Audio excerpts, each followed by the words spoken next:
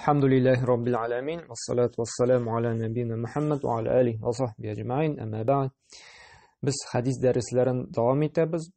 Bugün şolay tövbe turunda сөйләшеп китербез. İmam An-Nawawi'nin kitabında şu tövbege kagılışlı tagın bir hadis kitirer инде. Bu hadis үтә дә мөһим.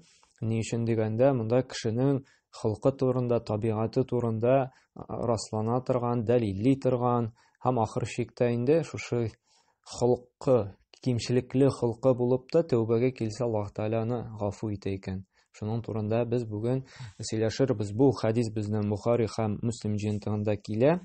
Сахих хадисләрдән инде Пәйгамбер саллаллаһу алейһи ва әйтте: "Ләү анна ли ибни Адам вадиян мин зәһаб أحب أن يكون أهله واديان ولن يملأ فاءه إلا التراب ويتوب الله على من تاب." متفق عليه.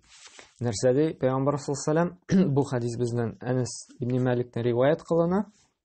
Пәйгамбер саллаллаһу алейһи ва сәллям әйткән: "Әгәр кешегә бер тулы вади алтын бирсәң, вади дигән сүз болын дип әйтеп була инде. Бер кыр дисәң дә, бер кыр, гадәттә болын, кыр, ул вади, ул бик зур була бит инде, гектарлаган бик зур була. Әмма шушы күплегенә карамастан, адәм баласына шунхал алтын бирсәң дә, мал, байлык, адәм баласы тагын икенчесен өмет итер, икенчесен теләр иде.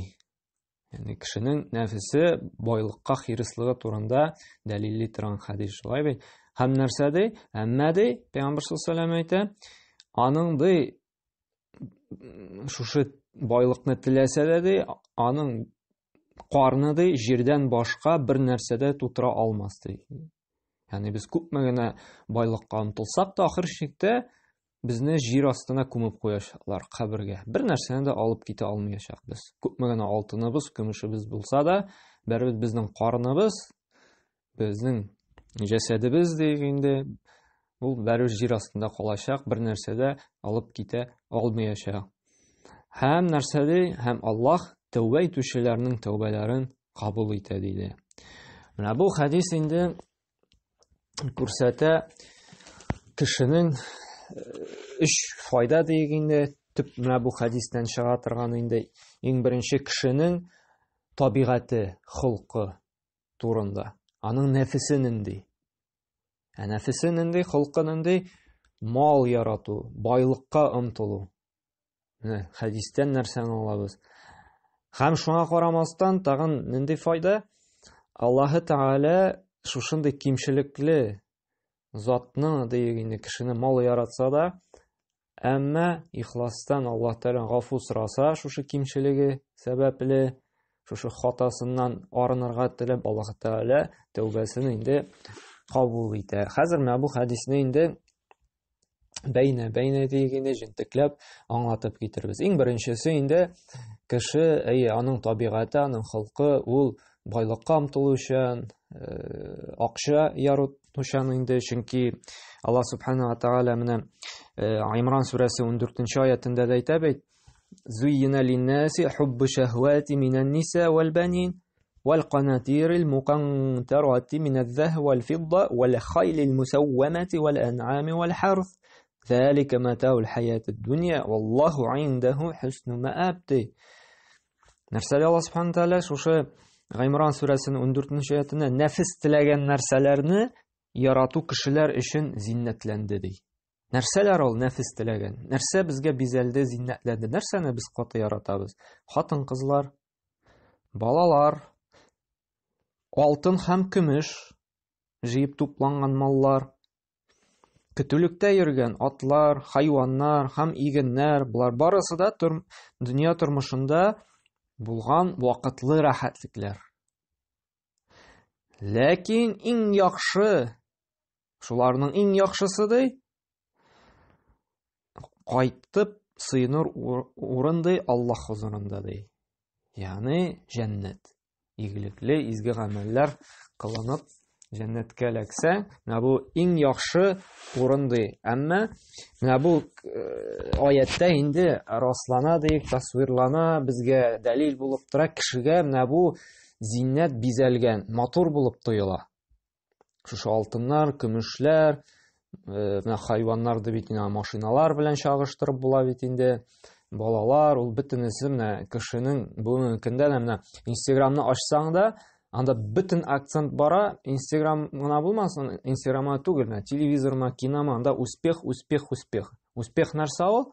Яхшы машина, зур йорт и күп акча эшләү. Менә кешенең барлык омтылуы бүгенге көндә инде менә шушы байлыкка кайтып кала. Кешене чагыштыралар, үлчиләр менә шушы байлыгы белән.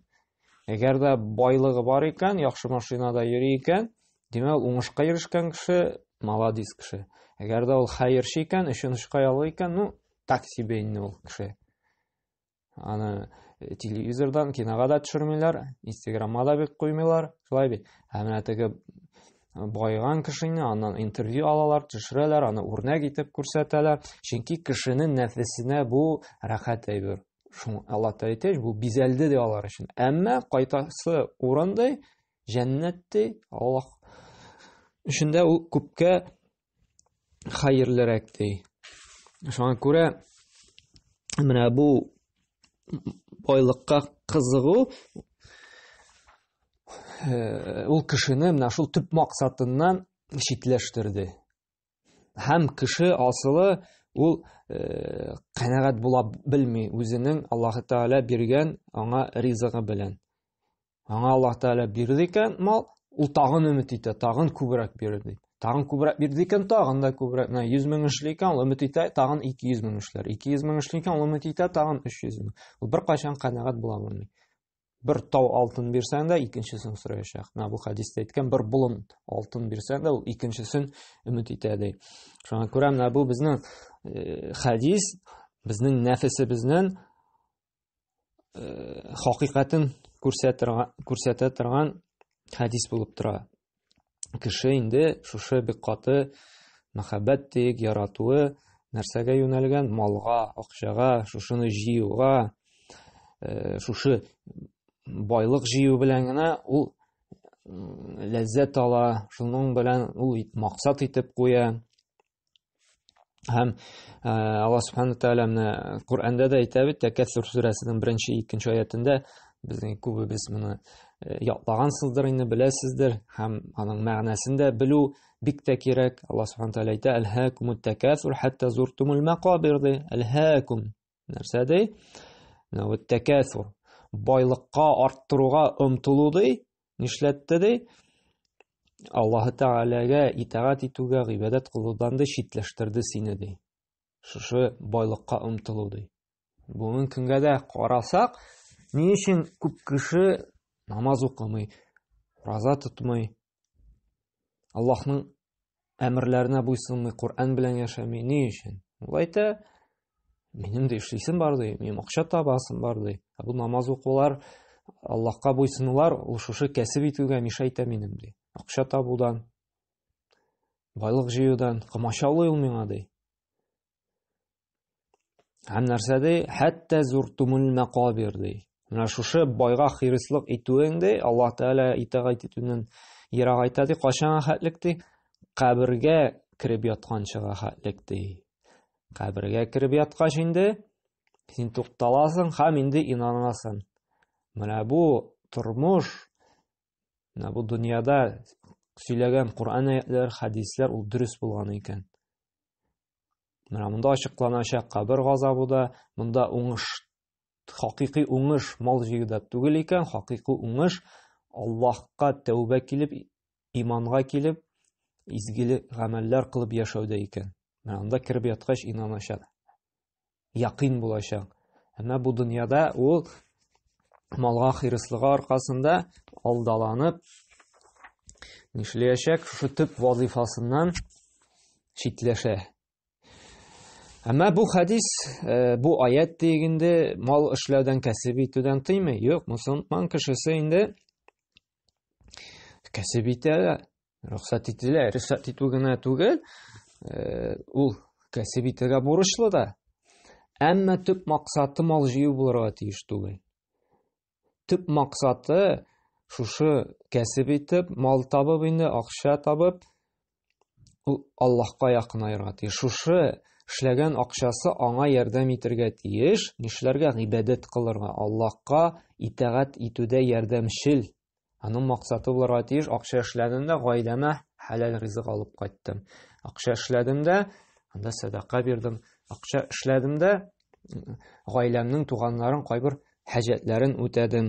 Ягъни шушы малга калебе бәйле булырга тиеш түгел. Бер галим әйткән ич, байлык керсә шатланма, чыгып китсә кайгырма дигән. Әгәр дә шундый дәрәҗәгә ирешә аласың икән, акча керде икән, шатланмыйсың, чыгып китте икән кайгырмыйсың. Димәк, бу синең акча кулда дигән сүз калептә түгел. Чөнки төп максат безнең акча эшләү түгел, төп максат Аллаһка итагать итү. Акча ул безгә ярдәм итәргә тиеш, Аллаһка якынайырга, Аллаһка итагать итәргә. Аллаһ субхана ва тааля Куранны карасак, безгә кәсеп итәргә хәлал рөхсәт итә. Эшләргә дә куша. Әмма ни өчен эшләргә куша? Без хәзер кайбер аятларда карап китербез. Мәсәлән, Касас сүрәсенең 77-нче аятта Аллаһ субхана ва тааля әйтә: "Вабта'i фима атака Аллаһу дарал ахира, ва ла танса насибака минад дунья, ва ахсин кама ахсана Аллаһу илайк, ва ла табгhi al-фасада фил ард, инна Аллаһа юхиббул муфсидин". Нәрсәдә Аллаһ субхана ва тааля Аллаһ Тааля сиңа биргән мөлкәттән ди, байлыктан ди, ахирет көненә әзерләнеп ди, кыямәт көненә турында уйлап ди, садакалар, хәйрләр, закатлар бирди. Ни өчен бирди? Ахирет көненә хәстәрләнеп ди. Ягъни күрсәтә, Аллаһ биргән мөлкәттән шушы кәсбенә өлешен чыгарды. Өлешен бирди, ни өчен ди? Ахирет өчен ди. Һәм шулай әйтә, дөньядагы өлешеңне дә онытма ди. Вала танса насибака минад дунья ди. Дөньяда өлешеңне дә онытма ди. Ягъни үзең өчен дә тотырга мөмкинсең. Ягъни хәерчеләнеп теге сораны бирергә тиеш түгел, үзеңә җитәрлек малны гаиләңә калдырырга да, үз хаҗәтләреңне капларга. Һәм нәрсә ди? Һәм Аллаһ сиңа бәрәкәт биргән кебек, син дә кешеләргә садака биреп инде юмарт булды. Һәм җир йөзендә бозыклык таратмады. Аллаһ Тааля бозыкларны сөймәс ди. Ни өчен соң монда? Менә карагыз, һәрбер нәрсәдә хикмәт ята Аллаһ Тааляның сүзендә. Ва ла табгhi al-фасада фил ард. Ни өчен байлык турында әйтте дә, ва ахсин кама ахсана Аллаһ илайк. Һәм сиңа Аллаһ Тааля менә шушы изгелек кылган кебек, сиңа бәрәкәт биргән кебек, син дә калган кешеләргә изгелек кылды. Аллаһ Тааля бирде икән сиңа мал, син дә калганнар белән бүлеш, калганнарга ярдәм ит. Һәм ни өчен менә монда фәсад таратмады? Гадәттә күп фәсад, бозыклык тарала байлык аркасында, шулай бит? Кеше шушы байлыкка омтылып, ул шиктән чыга.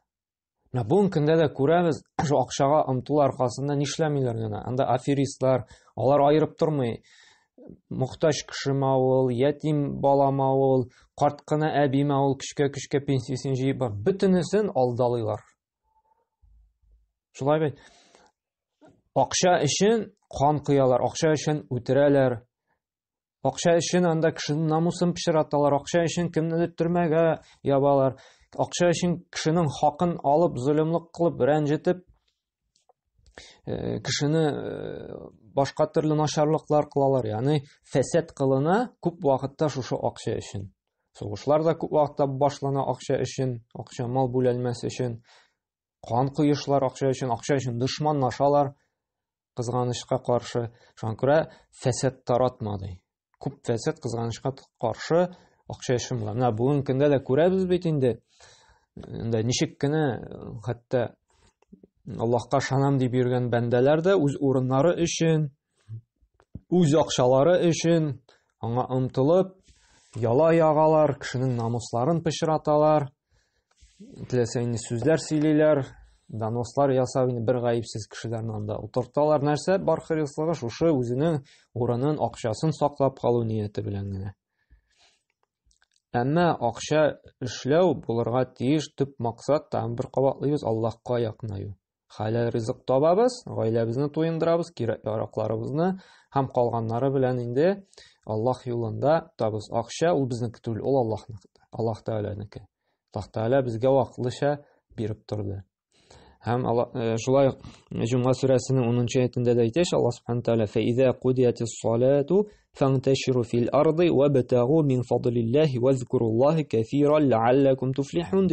Намаз укып бетергәннән соң җир буйлап таралыгыз ди.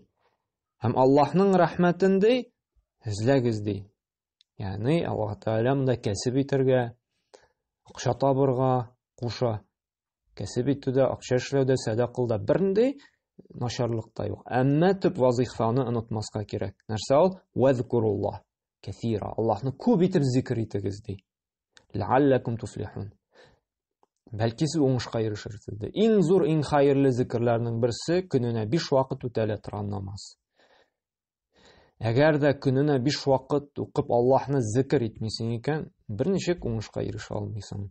Хакыйкый уңыш ул зур йортлар, кыйммәтле машиналар түгел. Хакыйкый уңыш ул шушы Аллаһ Тәгаләнең кушканнарын үтәп җәннәткә керү. Рухи байлык, күңел тынычлыгы, менә хакыйкый уңыш. Менә шушы аятларда инде халал кәсеп итәргә рөхсәт итә. Әмма төп максатны онытмыйча. Аллаһка гыйбадәт кылуны онытмыйча, намаз укуны калдырмыйча, һәм шушы Аллаһ биргән малдан да өлеш чыгарып. Теге Пәйгамбәр саллаллаһу алейһи ва сәлләм әйткән бит әле Әхмәд җыентында килә торган хәдистә: "Ни'мал малу салих ли раҗули салих." Теге иң хәерле малды изге кеше, игелекле, хәерле гамәл кылучы кешегә эләккән малды. Ягъни ул кеше аны хәерле юлда гына тотачак. Изге гамәлләрдә генә. Һәм һәр вакытта да менә ислам дине шушы эшләргә куша бит инде, кәсеп итәргә, әмма төп максатны онытмыйча. Һәм ислам дине соранып йөрүне, теге попрошайничество дигән теләнеп йөрүне тыя. Чөнки Пәйгамбәр саллаллаһу алейһи ва сәлләм әйтте: "Әл-яду улия хайрун мин яди суфля." Бирүче кул, өстәге кул хәерлерәк ди, астагы сораучы кулга караганда ди. Бу безнең шулай Бухари җыентында килә торган бер хәдиснең бер өлеше. Ислам дине, дин соранып йөрергә, теләнеп йөрергә анда кушмый. Син сау сәламәт икән, син кәсеп итәргә тиешсең.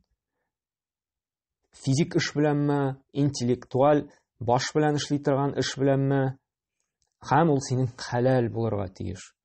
Ягъни zulm кылмыйча, рибага кермичә, гынахлы гамәлләр аша булмыйча. Ягъни халал кәсеп белән син акча эшләргә тиешсең, гаиләне тәэмин итәргә. Чөнки Пәйгамбәр саллаллаһу алейһи ва сәлләм нәрсә диде?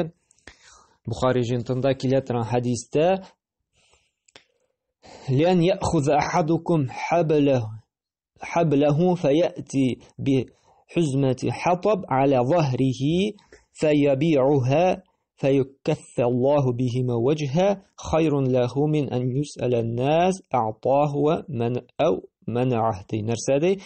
Кешегә ди хәерле ди бау алып ди, берәр кырга барып, урманга барып, утын җыеп, аркасына шушы утынны салып кайтып, аны сатып, акча эшләү, кәсеп итү хәерлерәк ди. Ни өчен аның йөзен, аның намусын Аллаһ Тәгалә саклый шушы соранып йөрүдән ди. Чөнки соранып йөргәндә кеше я бирә, я бирми ди. Бу хәдистә өйрәтә безне кәсеп итәргә, соранып йөрергә түгел. Хәерлерәк ди аның өчен хезмәт кылу ди. Урманга барып, утын алып, аны сату ди. Ягъни шуңа күрә галимнәр әйтә, иң хәерле кәсеп инде шушы хәдисләрдән әйтә, сәүдә дип әйтә инде. Ягъни үзен иң хәерле кәсеп дигәндә менә кайсы китапта килгән хәтерләмим. Пәйгамбер саллаллаху алейһи әйткәч, иң хәерле кәсеп нәрсә дигән? Иң хәерле кәсеп үз кулың белән эшләп алган кәсеп, акча дигән. Һәм куллу бәйун мабрур дигән. Һәм шулай ук кул белән эшләгәннән соң иң хәерлесе нәрсә ди? Алдаусыз сәүдә дигән. Ягъни кешегә алдамыйча дөресен әйтеп сатасың икән, бу шулай иң хәерле кәсепләрдән тора. Ислам динендә иң хәерлесе кул белән эшләгән эш яки сәүдә, алдаусыз инде. Иң хәерле кәсепләрдән булып тора. Һәм шушы әйттек бит инде, байлыкның инде төп максаты Аллаһка якынаю булырга тиеш дидек, мал җыю гына түгел. Һәм Пәйгамбер саллаллаху шулай ук бер хадисендә әйтте, Бухари җинтында килә, "Лайсал гына ан касратул ард, валакинна гына нафс" диде. Күп мал җыю ул хакыйкый байлык түгел ди. Ул байлык түгел ди. Ләкин ди, хакыйкый байлык нәрсә ул ди? Рухи байлык ди, күңел байлыгы ди. Менә бу ди хакыйкый байлык ди. Ни өчен? Чөнки кешенең әгәр дә рухи яктан күңеле фәкыйр була икән, аңа шушы матди бай беркайчан җитмәячәк. Һаман әз булачак. Һаман ул шушы үзендә күп булган байлыкның ләззәтен ала алмаячак. Ла рахатын күрмәячәк. Бар бит кешеләр өчен очка ялгый, әмма алар рахат яши. Алар бәхетле. Хатын белән ир бер-берсен хөрмәт итә, ярата, тату торалар, аларны яраткан балалары бар. Бар булырга мөмкин байлар, булырга мөмкин түгел, алар бар. Алар үзләре дә әйтә кайберләре. Бөтен нәрсә бар ди, күңелдә тынычлык юк ди. Шатлана алмыйбыз ди, гел борчылабыз ди. Шушы байлыкны югалтудан. Яки балалары тәртипсез була, яки хатыны белән, эт белән мәшеп кебек торалар. Шуңа күрә кешедә менә шушы канәгатьлек, рухи күңел байлыгы булмый икән, ул матди байлыктан гына әле рәхәт кичерә алмый. Һәм әйткәнек бит инде, менә бу байлык безгә вакытлыча бирелгән, Аллаһ тарафыннан, Аллаһ безгә бирә, безне тикшереп карый, шушы малны без кая тотабыз? Хәләл юлдамы, харам юлдамы? Аллаһ юлында сарыф итәбезме, яки саранланып, үзебезгә генә җыеп туплап ятабызмы? Пәйгамбер саллаллаху алейһи әйтте, Бухари җинтында, Муслимда да килә ул: "Ма мин яумин юсбихул ибад фиhi илля малакан янзилан фаякул ахадухума Аллаһумма а'ти мунфиқан халафан ва якул ахир Аллаһумма а'ти мумсикан талафан" ди. Һәр көнне менә кеше иртә белән уянганнан соң, аның янына ике фәрештә төшә ди. Һәм нәрсә дип әйтәләр ди? Аллаһумма а'ти мунфиқан халафан. Аллаһ юлында сарыф иткән кешегә дә, ey Раббым, байлыгын аңа тагын да арттыр. Күпме бирде, тагын да күбәйтеп кайтар дип дуа кылырлар ди. Мәсәлән, Аллаһ юлында без тордык, садака бирдек икән, берәр кешегә ярдәм иттек икән, берәр изге эштә булыштык икән, бу кешегә фәрештә дуа кылып торыр ди. Ey Раббым, тагын да арттыр, тагын да бу кешегә шушы чыгарган малыннан күбрәк бирсәң иде дип дуа кылыр ди фәрештә. Икенчесе ди, нинди дуа кылыр ди? Әгәр дә Аллаһумма а'ти мумсикан талафан, әгәр дә саран кеше була икән, бер кайчан да менә чыгарасы килми саран ул теге мәҗбүри садака, закатны да бик саранланып кына бирә икән, ә мондый нәфил садакаларны кешеләргә ярдәм итүне гомумән уйлап та карамый икән, мондый кешегә фәрештә кылыр. Нәрсә дип? Ey Раббым, шушы саран кешене хәлакәткә ил. Ягъни юк ит аның малын дип. Шуңа күрә менә саранлану үзебезгә зыян китерә. Чөнки саран кешегә фәрештә аңа капма-каршы дуа кыла икән. Ә юмарт булса, киресенчә малыңны арттыр дип фәрештә дуа кылып тора икән. Пәйгамбер саллаллаху алейһи әйтте бит инде, хаклыктады, садака малны киметми, киресенчә арттыра, бәрәкәт кенә бирә ди. Без уйлыйбыз, менә садака биргәч акчаны югалтабыз дип. Юк. Аны менә чын инанган кешеләр аңлый, менә чынлап торып Аллаһ юлында ихластан садака таратучылар моны белә, чынлап торып күбрәк Аллаһ юлында биргән саен Аллаһ Тәгалә сиңа күбрәк кайтара. Әйе, кайбер ата турыдан-туры акча белән кайтырга мөмкин. 5000 бирдең икән, 15000 итеп кайта ул синең. Кәсеп аша да кайтырга мөмкин, сәүдәң алга китергә мөмкин, уйламаганда бер шабаш килеп чыгарга мөмкин. Шулай кайтырга мөмкин бүтән яктан. Сәламәтлек белән тазарып китергә мөмкинсең, теге давалану юллары ачылырга мөмкинсең. Башка төрле тормышың җайланып китергә мөмкин. Төрле яктан кайтырга мөмкин. Әмма бер кайчанда инде садака Аллаһ юлында малыңны тоту, уланы кимсетмәй инде. Һәм менә шушы соңгы безнең темага тәүбә өлешенә җиттек инде. Кеше менә шушы малга алдаланып, бөтен шикләрне бозган булса, малга хирислык өчен малны яратып, кешеләр белән дошманлашкан булса, кешеләрне алдалаган булса, намазларын вакытыннан чыгарган, гомумән намаз укымаган булса, шушы эшлим акча кирәк дип ураза тотмаган булса, кешенең намусын пычраткан булса, шушы ниндидер акча эшлим дип ришват, взяткалар биргән булса, һәм башка акча өчен максат итеп шушы дөньяны куеп гынахлар кылып, шундый кимчелекле булып яшәсә, Аллаһ Тәгалә әйтә, тәүбәгә кил ди. Тәүбәгә килсәң, шушы тәүбәңне гафу итәм ди. Ятубуллаһ аля ман таб. Кем тәүбәгә кил, Аллаһ Тәгаләнең тәүбәсен кабул итә ди.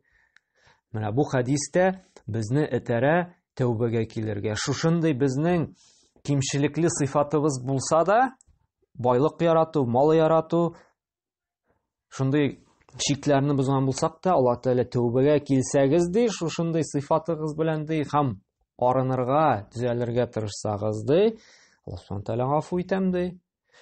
Ва инни лагаффару лиман таба ва амана ва амила салихан сумма ихтада ди. Нәрсә ди? Дөрестлектә мин гаффар ди.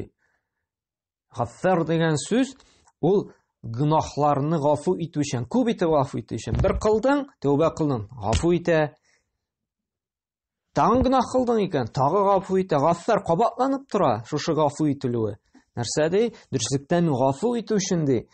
Кем ди? Тәүбә кылса һәм иманга килеп, изге гамәлләр кылып, туры юлга басса ди. Кеше тәүбәгә килә икән, Аллаһка ышанып, иманга килеп, намазларга басып, игелекле изге гамәлләр кыла башлый икән, дингә килә. Аллаһ Субханаһу Тәгалә кабул итәм ди. Аның шушы тәүбәләрен ди. Шуңа да менә бу гынахлардан арыну, тәүбәгә килү иң беренче үзеңне үзгәртүгә иң төп адымнарның берсе булып тора. Һәм нәфесне тәрбияләнүдә иң беренче асылы. Шуңа күрә безнең үзгәрәсебез килә икән, үз өстебездә эшлисебез килә икән, уңышка ирешәсебез килә икән, иң беренче без барлык шушы кимчелекләрдән арынырга тырышып, Аллаһ Тәгаләдән гафу сорап, шушы гынахларны калдырырга кирәк. Аллаһ Субханаһу Тәгалә нәрсә ди? Тубу илаллаһи җамиан айюхал муъминун лааллакум туфлихун ди. Уңышны, успех современный без мал белән бәйләсәк, Аллаһ Тәгалә хакыйкый уңышны нәрсә ди? Барыгызда бар гынахлардан да ди, мөэминнәр ди, мөэминнәргә, иман китерүчеләргә мөрәҗәгать итә Аллаһ Субханаһу. Барлык гынахлардан да ди, тәүбәгә килегез ди. Калдырыгыз гынахларны, гафу сорагыз ди. Бәлки уңышка ирешерсез ди. Менә уңышка ирешү малга хирслыкта түгел, ә гынахны калдырып тәүбәгә килүдә. يا أيها الذين آمنوا توبوا إلى الله توبة نصوحا عسى ربكم أن يكفر عنكم سيئاتكم ويدخلكم جنات تجري من تحتها الأنهار دي. Nisa surəsinin 110-cu ayətində нәрсә ди? Ey iman китерүчеләр ди, ихластан тәүбәгә килегез ди. Бәлки Аллаһ Тәгалә сезнең гынахларыгызны гафу итәр ди, паклар ди. Сезнең шушы гынахларыгыздан арыныр ди. Һәм астан аккан елгалары булган җәннәткә кертер ди. Алла Субхана ва Тааля нәрсәдей? Һәр вакытта да чакыра үзенең кулларын, безне, кешеләрне нишләргә? Аллаһка кайтырга, намазга басырга, дингә килергә. Бәлки уңышка ирешерсез ди. Иң хәерле уңыш инде ул нишләү? Менә шушы иманга килеп инде намазларга басып, уразалар тотып, Аллаһ биргән маллардан инде фәкыйрьләргә өлешләребезне чыгарып, рибалардан тыелып, хәмерләрдән туктап калып, туганлык җепләрен ныгытып, әти-әниләрне хөрмәт итеп, күршеләр белән яхшы мөнәсәбәттә кылып, һәм башка Аллаһның әмерләрен үтәп яшәсәк, Аллаһ Тәгалә нәрсә ди? Җәннәткә керерсез ди. Әгәр дә без ихластан тәүбәләргә килеп, ихластан Аллаһ Тәгаләнең хакларын үтәп яшибез икән, бер үзенә генә гыйбадәт кылып, аңа беркемне дә тиңләмичә, беркемне дә бер тигез куймыйча, тәүхид ияләреннән булып, аңа гыйбадәт кылса, Аллаһ Тәгалә нәрсә ди? Җәннәтләргә керттермен ди. Шуның белән инде безнең менә бу тәүбә темасын инде тәмамларбыз. Икенче дәресләребезгә без сабырлык турында сөйләшә башларбыз инде.